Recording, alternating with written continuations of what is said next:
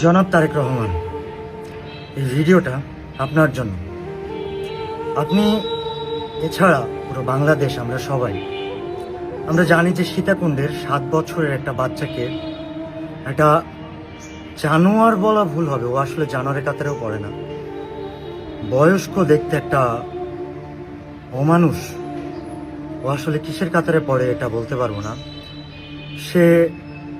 সেই বাচ্চার প্রতিবেশী ছিল এবং ওই বাচ্চা যখন ওর আম্মাকে সকালবেলা বলে যে ওর দাদি বাড়ি, যেটা ঠিক পাশেই ওদের বাড়ির, সেখানে খেলা করতে যাবে, তখন ওই বাচ্চাকে চকলেটের লোভ দেখিয়ে ওই প্রতিবেশী অমানুষ তাকে সীতাকুণ্ডের পাহাড়ের মধ্যে নিয়ে যায় এবং ওর এত বেশি পুরুষত্ব জাগে, এত বেশি ওর এই মরার বয়সে পুরুষ হওয়ার ইচ্ছা জাগে যে বাচ্চাটাকে শুধু ধর্ষণই করে না, ধর্ষণ করার পরে ওকে মেরে ফেলার জন্য গলার শ্বাসনালী কেটে দেওয়ার চেষ্টা করে।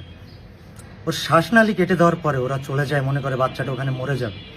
কিন্তু দেখেন, বাচ্চাটা বাঁচার জন্য ওই গভীর পাহাড় থেকে হাঁটতে হাঁটতে নিচে নেমে আসে, শ্রমিকদের সাথে দেখা হয়, হসপিটালে নিয়ে যাওয়া হয়, 2 বার অপারেশনও করা হয়।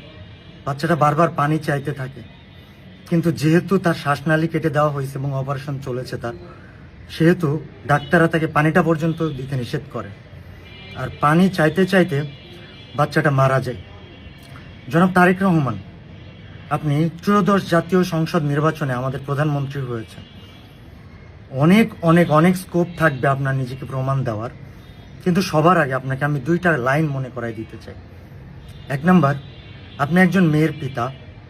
2 নাম্বার, আপনি একজন মুসলমান এবং এটা রমজান মাস, আর রমজান মাসে এরকম পৈশাচিক একটা কাজ, একটা 7 বছরের নিরীহ বাচ্চার সাথে যে অমানুষটা করেছে, আপনি বিশ্বাস করেন বাংলাদেশের 80 ভাগ 90 ভাগ না, বাংলাদেশের 100% মানুষ যারা এই ঘটনাটা পুরোপুরি জানে, তারা চায় এই অমানুষের বিচার, ফাঁসির রায় 7 দিনের মধ্যে কার্যকর করে 10 দিনের মধ্যে এই অমানুষকে ফাঁসিতে ঝোলানো হোক। ঠিক মার্চ মাসে 12 তারিখে আপনাদের প্রথম 13শ জাতীয় সংসদের অধিবেশন। জনাব তারেক রহমান, আমরা জেনজি জেনারেশন এবং আমাদের কাছ থেকে আপনাদের কাছে চাওয়ার অনেক কিছু আছে। পুরো জেনজিদের পক্ষ থেকে আমি একটা চাইতেছি আপনার কাছে।